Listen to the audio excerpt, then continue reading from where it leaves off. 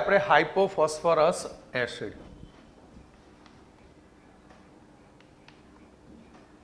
હાઇપોફોસ્ફરસ acid. Hypo પૂર્વક ક્યારે લાગે કે જ્યારે પીની ઓક્સિડેશન અવસ્થા સૌથી નીચામાં નીચી હોય ત્યારે, એટલે એને કહેવાય હાઇપોફોસ્ફરસ એસિડ. એને ફોસ્ફોનિક એસિડ પણ કહે છે.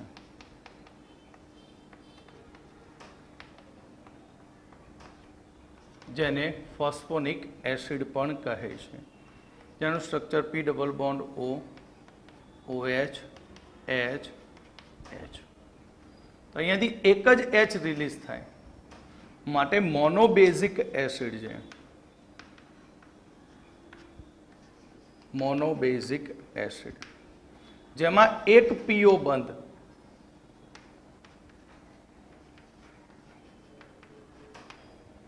બે પીએચ બંધ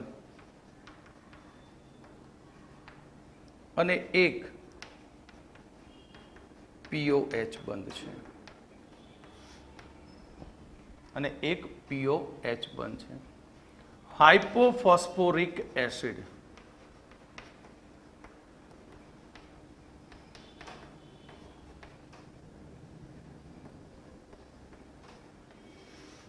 હાઇપોફોસ્ફોરિક એસિડ H, આની ઓક્સિડેશન સ્થિતિ +1, H for P2O6, H for P2O6, જેનું structure P double bond O, OH, OH, P double bond O, OH, OH. અહીંયાથી પણ 4H પાણીમાં મુક્ત થઈ શકે, માટે આ ટેટ્રાબેઝિક એસિડ છે. કયો એસિડ? ટેટ્રાબેઝિક. ક્લિયર?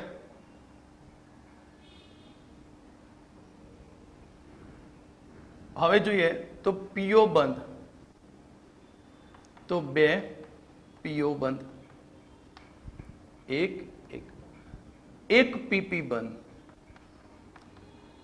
જો ફોસ્ફરસના બધા સંયોજનો જોયા, જેમાં માત્ર એક જ એસિડમાં પીપી બંધ મળે છે.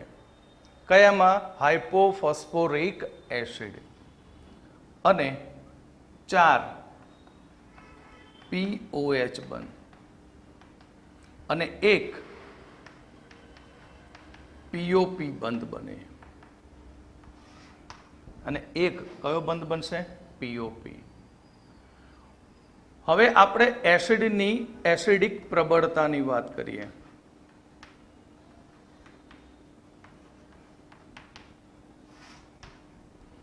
તો અહીં H3PO2 હાઇપોફોસ્ફરસ એસિડ, ફોસ્ફરસ એસિડ અને ફોસ્ફોરિક એસિડ, જેમાં ઓક્સિડેશન સ્ટેટ +1, +3 અને +5.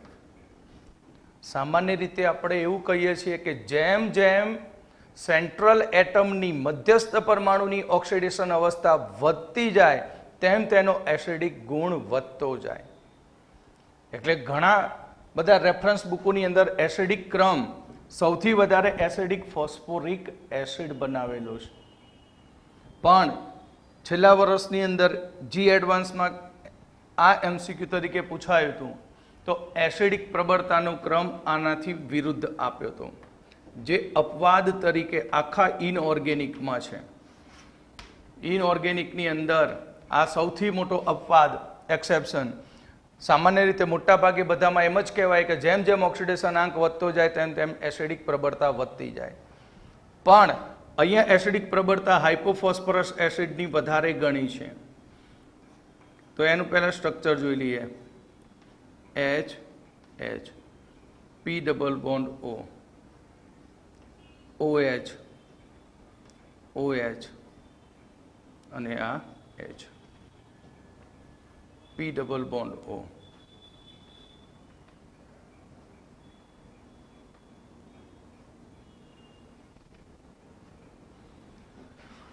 આનું રીઝન આપીએ પ્રેરક અસર વડે. Inductive effect. ઓક્સિજનની વિદ્યુત ઋણતા P ઉપર વધુ છે. ઓક્સિજનની વિદ્યુત ઋણતા P કરતાં વધારે, માટે ઓક્સિજન એ બંધના ઇલેક્ટ્રોનને પોતાની તરફ આકર્ષે. આ બંનેમાં પીએચ બંધ અધ્રુવીય હોય છે, કારણ કે બંનેની વિદ્યુત ઋણતા લગભગ સમાન હોય.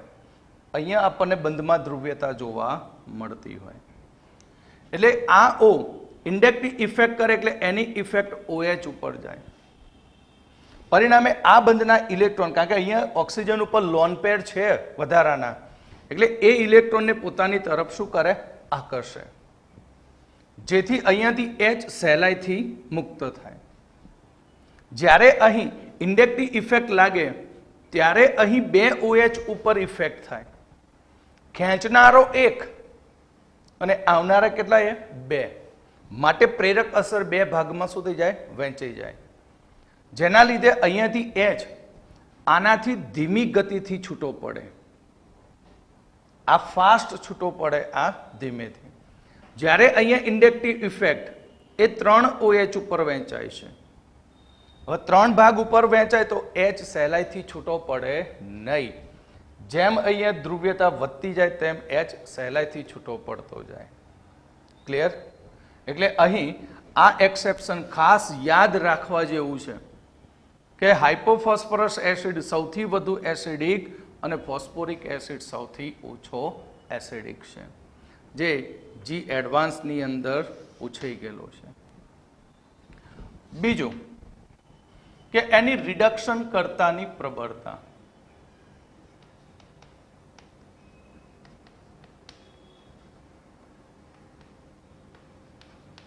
રિડક્શન કરતાની પ્રબળતા એ પીએચ બંધની સંખ્યા પર આધારિત છે.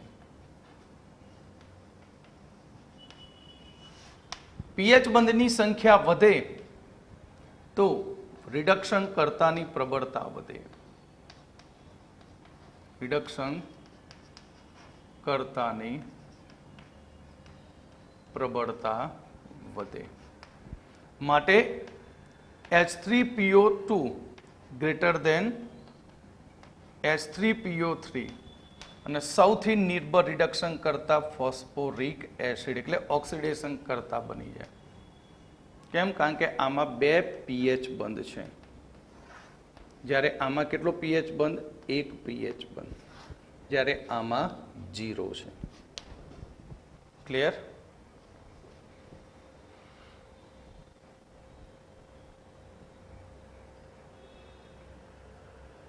હવે આપણે ફોસ્ફરસ ટ્રાયહેલાઇડ એટલે કે ફોસ્ફરસના હેલાઇડ જોઈશું. એમાં ફોસ્ફરસ ટ્રાયહેલાઇડ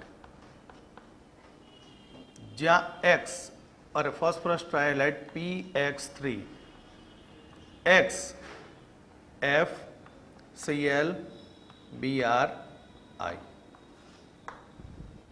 જેમાં આપણે જોઈશું ફોસ્ફરસ ટ્રાયક્લોરાઇડ, ફક્ત ફોસ્ફરસ ટ્રાયક્લોરાઇડ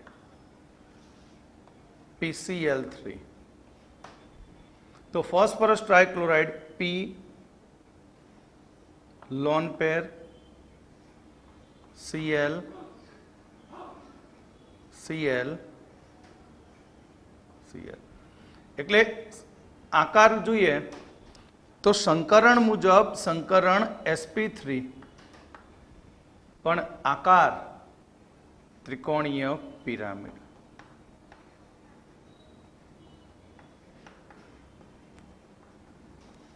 આકાર કયો થશે? ત્રિકોણીય પિરામિડ. PCl3 કેવી રીતે બને? તો PCl3 ની બનાવટ નંબર 1, ગરમ કરેલા સફેદ ફોસ્ફરસ પર શુષ્ક ક્લોરીન વાયુ પસાર કરતા PCl3 બને છે. ગરમ કરેલા સફેદ ફોસ્ફરસ પર શુષ્ક ક્લોરીન વાયુ પસાર કરતા PCl3 બને, એટલે P4 પ્લસ Cl2, તો 4 PCl3, એટલે અહીંયા આવી જશે 6. બીજી રીત કે અહીં સફેદ ફોસ્ફરસની થાયોનાઇલ ક્લોરાઇડ સાથે પ્રક્રિયા કરતા આપણને ફોસ્ફરસ ટ્રાયક્લોરાઇડ મળે. P4 સફેદ ફોસ્ફરસને થાયોનાઇલ ક્લોરાઇડ, થાયોનાઇલ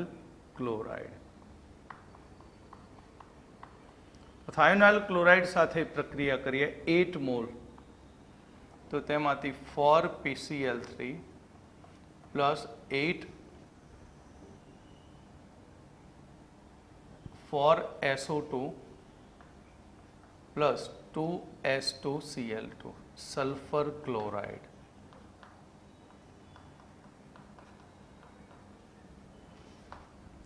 આ PCl3 એ તૈલી પ્રવાહી સ્વરૂપે હોય છે. ગુણધર્મની વાત કરીએ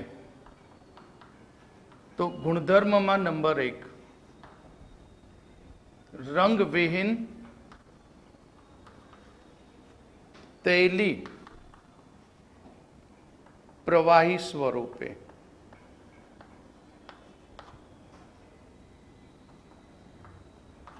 નંબર 2, ભેજવાળી હવાના સંપર્કમાં આવતા તરત જ તેનું જળ વિભાજન થાય છે. ભેજવાળી હવાના સંપર્કમાં આવતા તરત જ જળ વિભાજન થાય છે. તરત જ તેનું શું થશે? જલ વિભાજન. એટલે કે PCl3 કેટલા Cl? 3 પ્લસ H2O,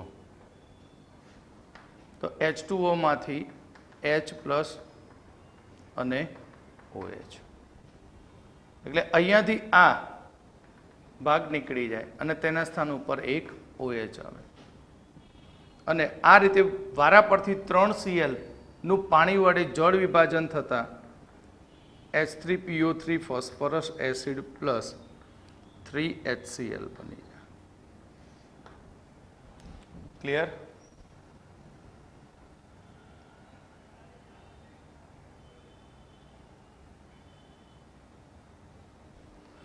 PCl3 નો ઉપયોગ ખાસ કરીને આપણે કાર્બનિક રસાયણ વિજ્ઞાનની અંદર કરીએ છીએ કે ફોસ્ફરસ ટ્રાયક્લોરાઇડ PCl3 એ કાર્બનિક સંયોજનમાં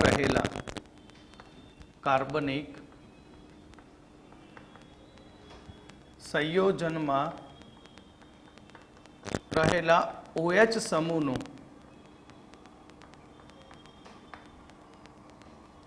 વિસ્થાપન કરે છે. વિસ્થાપન કરી અને ક્લોરો સંયોજનો બનાવે છે.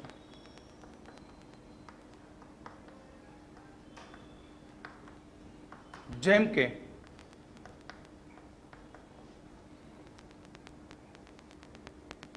C2H5OH, ethanol. તો ઇથેનોલના 3 મોલ લઈ અને તેને PCl3 સાથે પ્રક્રિયા કરીએ તો 3 OH નું વિસ્થાપન થઈ જાય અને 3 times C2H5Cl plus H3PO3 phosphorus acid, અને ઇથેનોલમાંથી ક્લોરો ઇથેન બનશે. શું બનશે? Chloro ethane. આ જ પ્રમાણે number 2, CH3COOH ethanoic acid.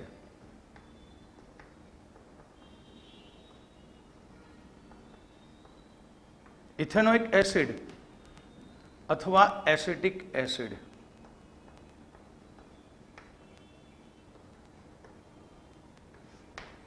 3 mall.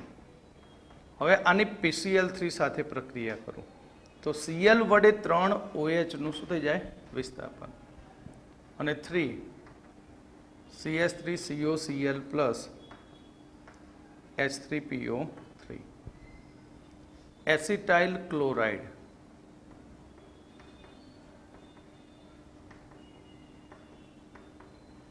અથવા ઇથેનોઇલ ક્લોરાઇડ. એસિટાઇલ ક્લોરાઇડ અથવા શું બનશે? Ethanoyl chloride. હવે આપણે બીજો PCl5 ફોસ્ફરસ પેન્ટાક્લોરાઇડ.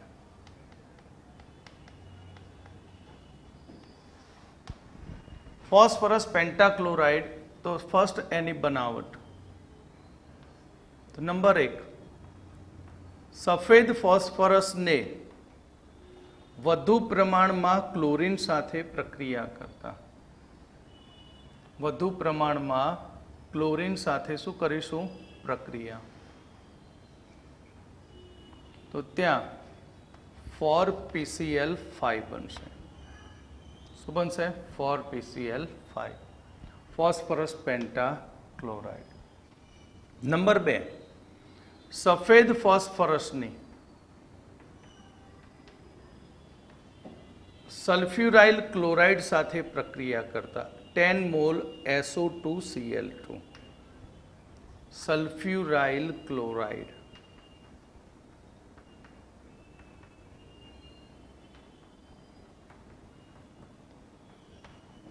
તો તેમાંથી 4PCl5 plus 10 SO2, 4PCl5 plus 10 SO2 અને ફોસ્ફરસ પેન્ટાક્લોરાઇડ બને. ગુણધર્મની વાત કરીએ તો PCl5 એ સફેદ ઘન પાવડર સ્વરૂપે હોય છે. PCl5 સફેદ ઘન પાવડર સ્વરૂપે હોય છે. આ PCl5 ભેજવાળી હવાના સંપર્કમાં આવતા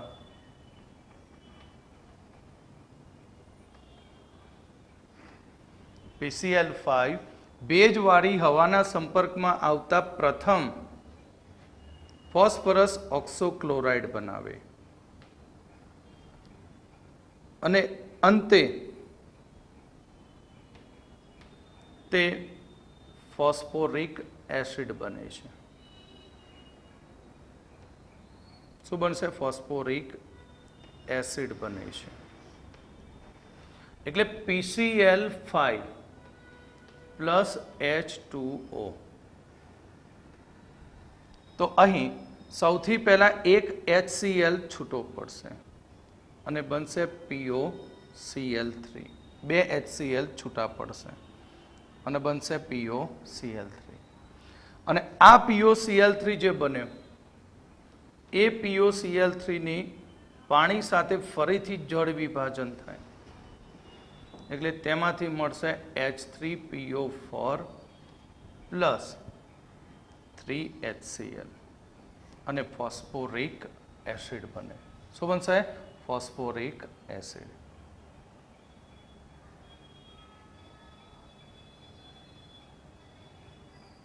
ફાઈના ગુણધર્મની અંદર સેકન્ડ નંબર,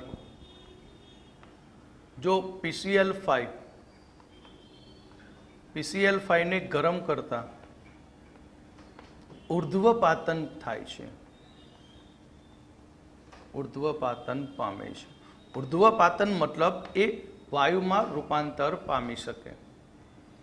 PCl5 ઉર્ધ્વપાતન પામે અને જો વધુ ગરમ કરવામાં આવે તો વધુ ગરમ કરતા વિઘટન પામે છે.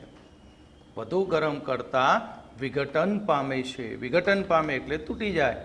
એટલે PCl5 gives, તેમાંથી મળશે PCl3 પ્લસ Cl2 વધુ ગરમ કરતા. નંબર 3, PCl5 એ OH સમૂહ ધરાવતા OH સમૂહ ધરાવતા કાર્બનિક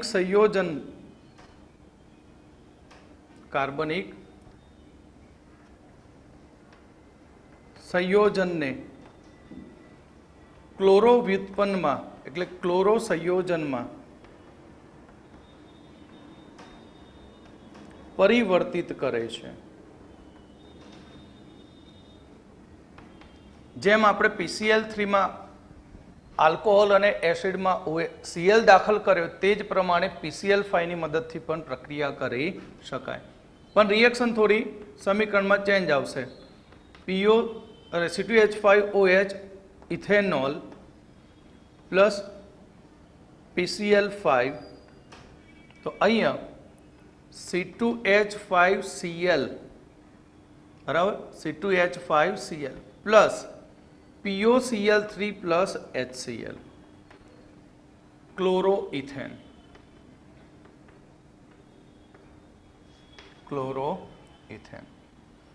ત્યાર પછી CH3COOH acetic acid plus PCl5, તો CH3COCl plus POCl3 plus HCl, ક્લોરોઇથેન.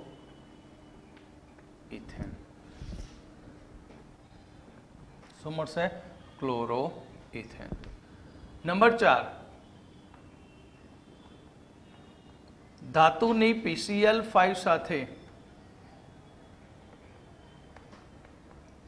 ગરમ કરતા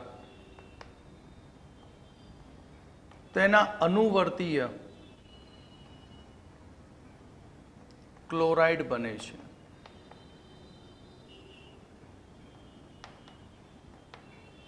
જેમ કે સિલ્વર ધાતુ ને PCl5 સાથે ગરમ કરું તો સિલ્વર ક્લોરાઇડ બને પ્લસ PCl3 મુક્ત થાય. ટીન SN ને PCl5 સાથે ગરમ કરું તો SnCl4 પ્લસ 2PCl3. તો આપણે અહીં PCl5 નું બંધારણ જોઈએ તો PCl5 નું બંધારણ PCl Cl Cl,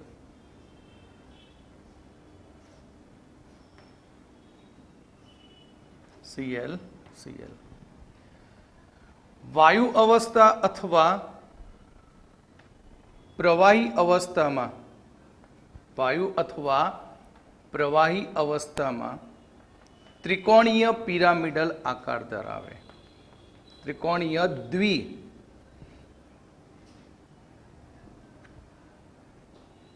પિરામિડલ આકાર ધરાવે.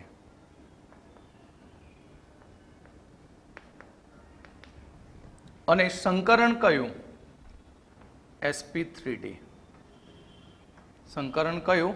sp3d. આ ત્રિકોણીય દ્વિપિરામિડલ આકારની અંદર અહીં 3 PCl બંધ એ ઇક્વાટોરિયલ ઉપર છે. આ 3 PCl બંધ ક્યાં છે? ઇક્વાટોરિયલ પર. અને 2 PCl બંધ એ હેક્ઝિયલ છે. અહીં 3 PCl બંધ ઇક્વાટોરિયલ એટલે કે નિરક્ષીય છે અને બે PCl બંધ એક્ઝિયલ એટલે કે અક્ષીય છે. જેમાં 2 PCl HCl ની બંધ લંબાઈ વધુ છે. 3 ઇક્વાટોરિયલ કરતાં 2 PCl ની બંધ લંબાઈ વધુ. કેમ વધુ? કારણ કે ઇક્વાટોરિયલ ઉપર 3 PCl બંધ છે, એ 3 PCl બંધના લોન પેર અને 3 PCl બંધ સમતુલ્ય છે અને એના લોન પેર એ એક્ઝિયલના Cl ઉપર રિપલ્શન કરે, એના કારણે Cl શું જાય? વધુ ઉપર અને વધુ નીચે. એટલે એની બંધ લંબાઈ, આ જે બંધ લંબાઈ એ વધુ છે, વધુ બંધ લંબાઈ. જ્યારે આ 3ની બંધ લંબાઈ કેવી છે? ઓછી અને સરખી, સમતુલ્ય હોય છે.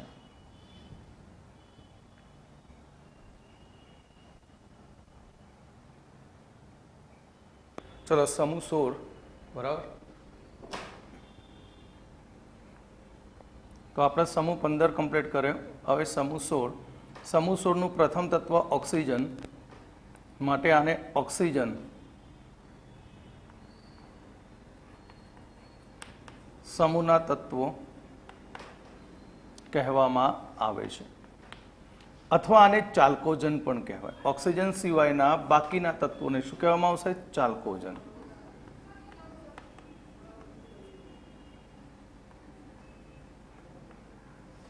તો સમૂહ 16ની અંદર oxygen,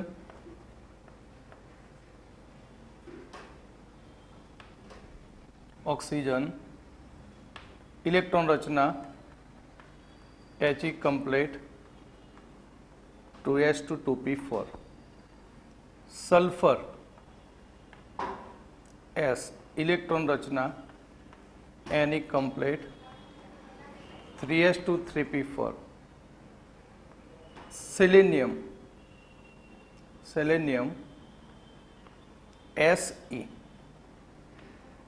Se Ar complete 3d10 4s2 4p4, tellurium Te Kr 4d10 5s2 5p4, polonium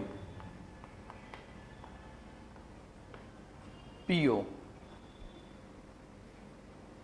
xenon complete 4f14 5d10 6s2 6p4, livermorium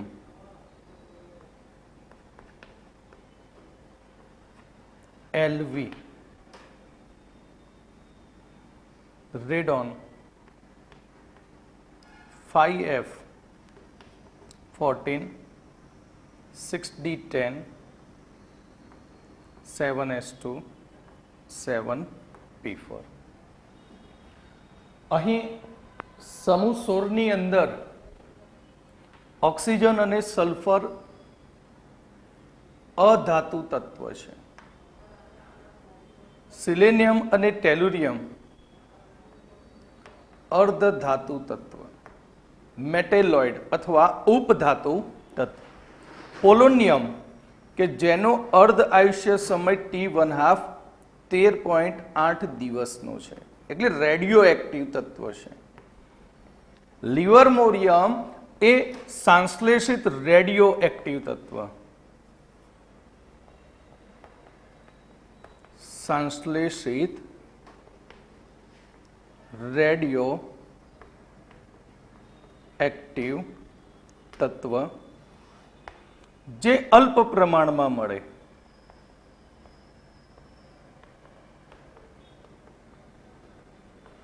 અને સેકન્ડથી પણ નાનો ભાગ તે આયુષ્ય ધરાવતો હોય છે. હવે આપણે પ્રાપ્તિ સ્થાન જોઈએ તો ઓક્સિજન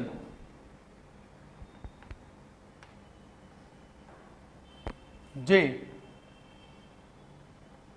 પૃથ્વીના પોપડાના દરથી 46.6% અને હવાના કદથી 20.94% તમને 20.946% મળે.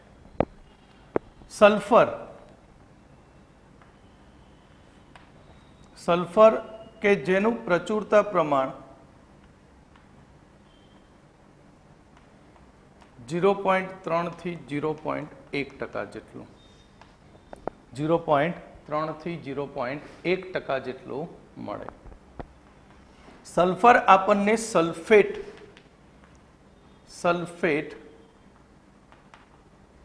સંયોજનમાંથી મળે, જેમ કે gypsum CaSO4 2H2O, ઇપ્સમ salt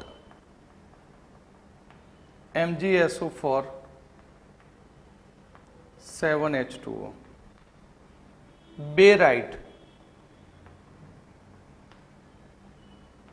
BaSO4.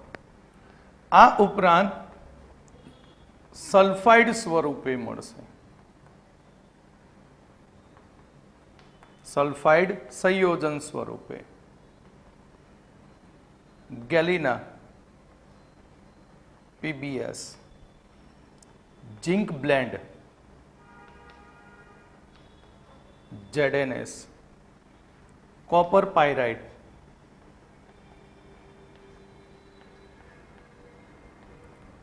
CuFeS2 આ સલ્ફાઇડ સંયોજન સ્વરૂપે મળે.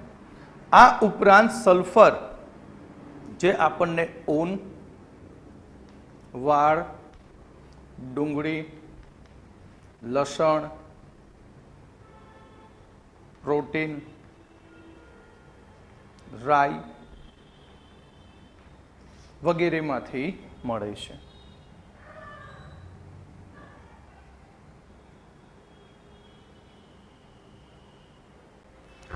આપણને સેલેનિયમની વાત કરીએ તો સેલેનિયમ જે સેલેનાઇડ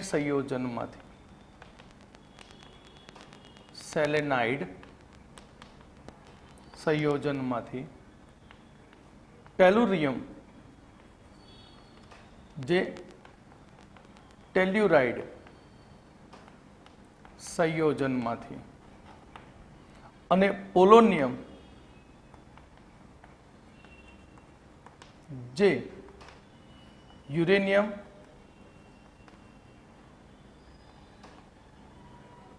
અને થોરિયમ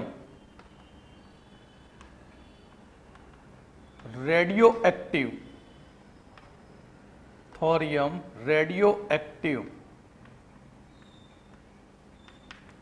તત્વોના ક્ષયનથી મળે છે. ક્લિયર? સેલેનિયમ, ટેલ્યુરિયમ અને પોલોનિયમ આ રીતે આપણને સેલેનાઇડ, ટેલ્યુરાઇડ અને યુરેનિયમ, થોરિયમના ક્ષયનથી મળતા હોય છે. હવે ઇલેક્ટ્રોન રચનાની વાત કરીએ તો તમે જોયું હશે ઇલેક્ટ્રોન રચનામાં કે સમૂહ 16ના તત્વોની બાહ્યતમ કોષની ઇલેક્ટ્રોન રચના NS2Np4 છે. એટલે કે S કક્ષકમાં 2 ઇલેક્ટ્રોન અને P કક્ષકમાં 4 ઇલેક્ટ્રોન છે. હવે ગુણધર્મની અંદર શરૂઆત કરીએ આપણે ઇલેક્ટ્રોન રચના. હવે પરમાણ્વીય ત્રિજ્યા અને આયનીય ત્રિજ્યા નંબર 2.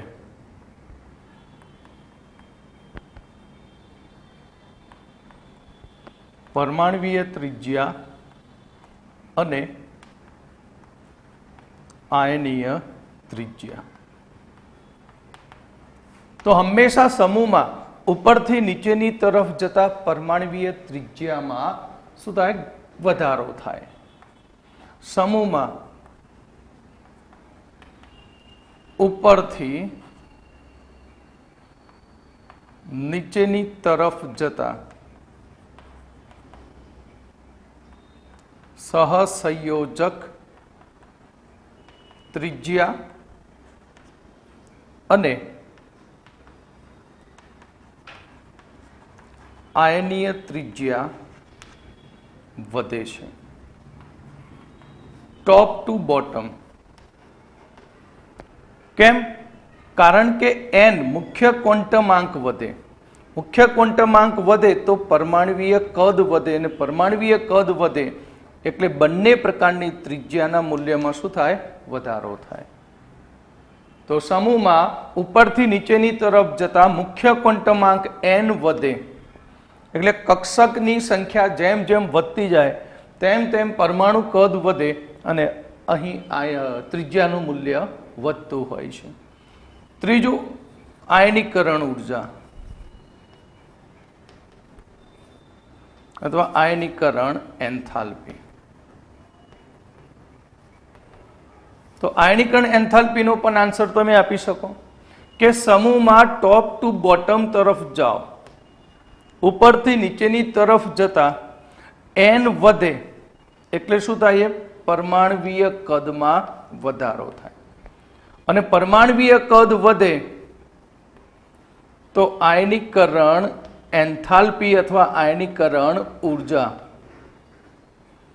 ડેલ્ટા IH ઘટતી જાય સમૂહમાં. કારણ કે જેમ જેમ કદ વધે તેમ ઇલેક્ટ્રોનનું કેન્દ્ર પર આકર્ષણ બળ ઘટતું જાય, માટે ઇલેક્ટ્રોન સહેલાઈથી દૂર કરી શકાય, માટે આયનીકરણ એન્થાલ્પીનું મૂલ્ય ઘટે છે. પરંતુ સમૂહ 16ના તત્વોની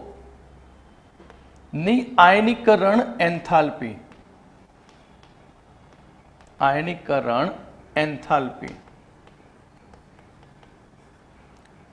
સમૂહ 15ના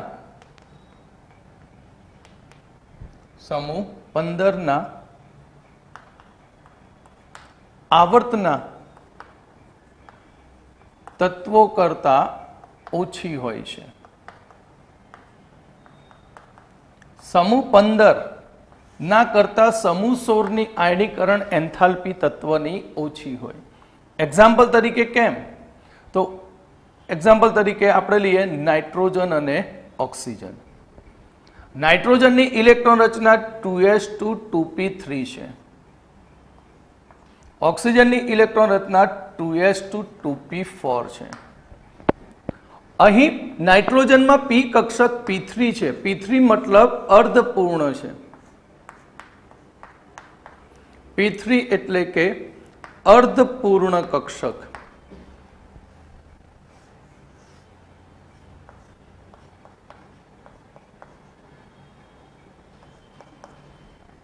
અને આ અર્ધપૂર્ણ ઉપર એક વધારાનો ઇલેક્ટ્રોન. તો અર્ધપૂર્ણ ઇલેક્ટ્રોન રચના એ તત્વને સ્થાયી બનાવે. કેવો બનાવે? સ્થાયી. માટે નાઇટ્રોજનની પ્રથમ આયનીકરણ એન્થાલ્પી ડેલ્ટા IH1 એ નાઇટ્રોજનની પ્રથમ આયનીકરણ એન્થાલ્પીનું મૂલ્ય વધી જાય. પરંતુ સમૂહ 16ના તત્વની દ્વિતીયક આયનીકરણ એન્થાલ્પી સમૂહ 15 કરતા વધુ હોય છે. સમૂહ 16ના તત્વોની દ્વિતીયક આયનીકરણ એન્થાલ્પી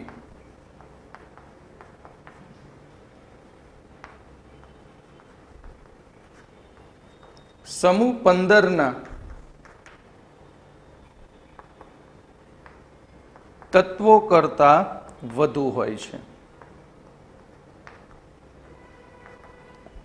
કેમ?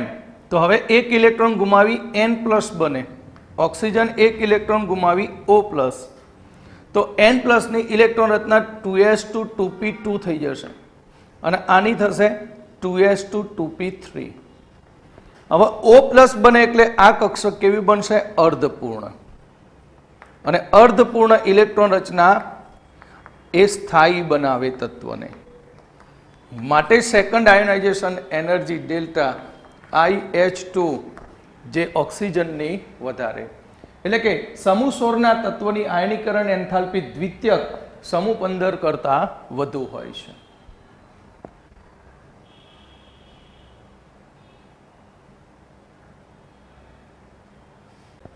હવે આપણે ચોથો મુદ્દો જોઈશું, ઇલેક્ટ્રોન પ્રાપ્તિ એન્થાલ્પી. નંબર 4, ઇલેક્ટ્રોન પ્રાપ્તિ enthalpy delta EGH, electron gain enthalpy. તો અહીં આપણે જાણીએ છીએ કે સમૂહમાં ઉપરથી નીચેની તરફ જતા પરમાણવીય કદમાં વધારો થાય. પરમાણવીય કદ વધે તો ઇલેક્ટ્રોનનું આકર્ષણ બળ શું થાય? ઘટે. અને ઇલેક્ટ્રોન આકર્ષણ બળ ઘટે તો ઇલેક્ટ્રોન પ્રાપ્તિ એન્થાલ્પી ઘટે. એટલે કે અહીં ઇલેક્ટ્રોન મેળવવાની વૃત્તિમાં શું થશે? ઘટાડો થાય. એટલે કે ઇલેક્ટ્રોન પ્રાપ્તિ એન્થાલ્પી ઘટે છે. પણ આની ઇલેક્ટ્રોન આકર્ષવાની ક્ષમતાનો ક્રમ જોઈએ તો ઇલેક્ટ્રોન આકર્ષણની ક્ષમતાનો ક્રમ જોઈએ તો યાદ રાખવો પડશે કે sulphur greater than selenium greater than tellurium greater than polonium greater than oxygen. Oxygen last આવે. ઓક્સિજન કેવો છે? લાસ્ટ. આવર્ત કોષ્ટકમાં સેકન્ડ નંબરે વિદ્યુત ઋણતા ધરાવે, પરંતુ તેની ઇલેક્ટ્રોન આકર્ષવાની ક્ષમતા આ તત્વો કરતા ઓછી હોય. એટલે કે અહીં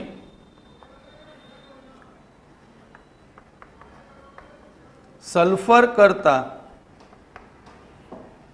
ઓક્સિજનની ઇલેક્ટ્રો પ્રાપ્તિ એન્થાલ્પી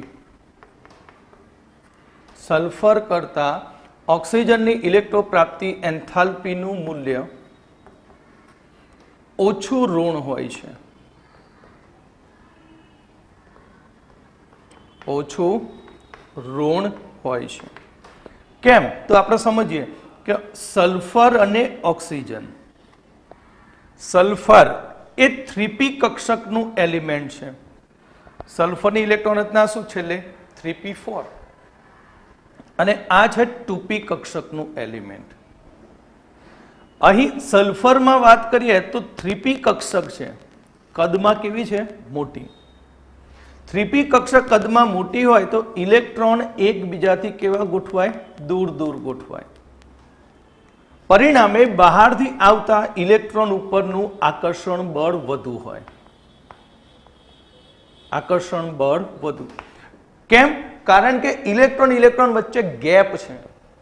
એટલે ઇલેક્ટ્રોન ઉપરનું અપાકર્ષણ કેવું થાય? ઓછું થાય અને આકર્ષણ બળ વધે. જ્યારે ઓક્સિજનની અંદર 2p કક્ષકનું કદ નાનું છે. કદ નાનું હોય તો ઇલેક્ટ્રોન એકબીજાની નજીક હોય. પરિણામે બહારથી દાખલ થતો જે ઇલેક્ટ્રોન હશે એ ઇલેક્ટ્રોન ઉપર અપાકર્ષણ વધી જાય. માટે અહીં સલ્ફરની ઇલેક્ટ્રો પ્રાપ્તિ એન્થાલ્પીનું મૂલ્ય વધારે ઋણ હોય, જ્યારે ઓક્સિજનનું ઓછું ઋણ હોય છે. ત્યાર પછી નંબર 5, વિદ્યુત ઋણતા.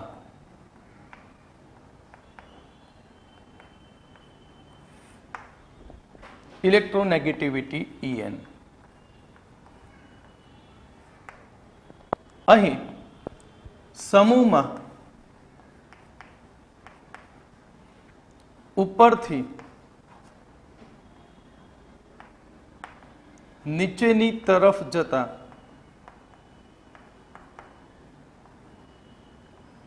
પરમાણવીય કદમાં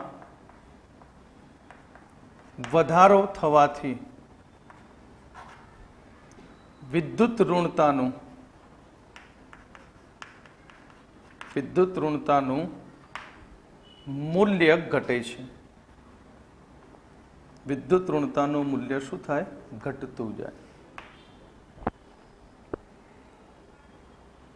અહીં ઓક્સિજન એ આવર્ત કોષ્ટકમાં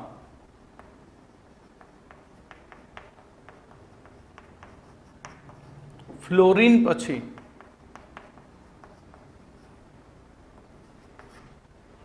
સૌથી વધુ વિદ્યુત ઋણતા ધરાવતું તત્વ છે. સૌથી વધુ વિદ્યુત ઋણતા ધરાવે છે. ફ્લોરિન પછી કેવી વિદ્યુત ઋણતા ધરાવે? સૌથી વધારે. ત્યાર પછી નંબર 6 ગલન બિંદુ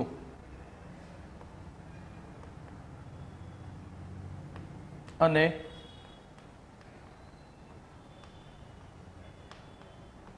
ઉત્કલન બિંદુ. સમૂહમાં ઉપરથી નીચેની તરફ જતા સમૂહમાં ઉપરથી નીચેની તરફ જતા ગલન બિંદુ અને ઉત્કલન બિંદુમાં વધારો થાય છે. ગલન બિંદુ અને ઉત્કલન બિંદુનો વધારો એ મોલર દળ ઉપર આધારિત છે. કારણ કે મોલર દળ વધે તો તત્વો વચ્ચે વાન્ડરવાલ્સ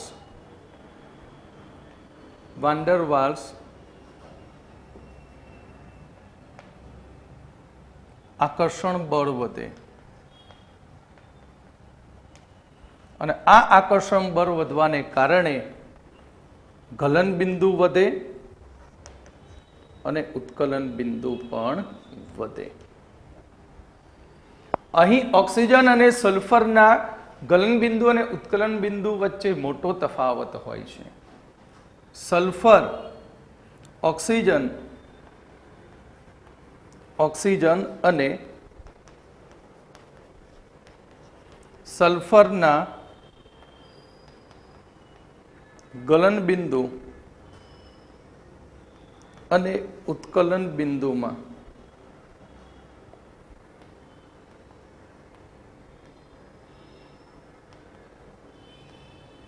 મોટો તફાવત હોય છે.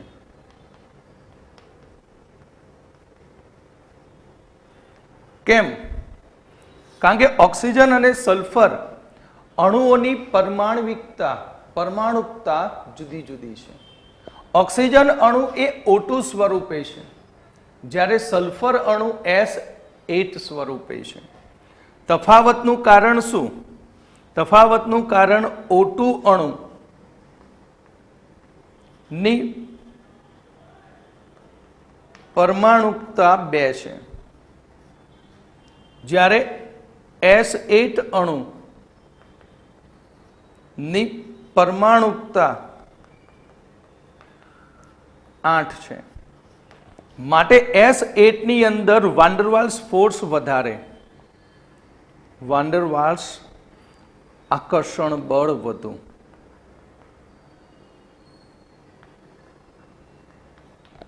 માટે ગલન બિંદુ અને ઉત્કલન બિંદુ સમૂહમાં ઉપરથી નીચેની તરફ જતા વધતા જાય.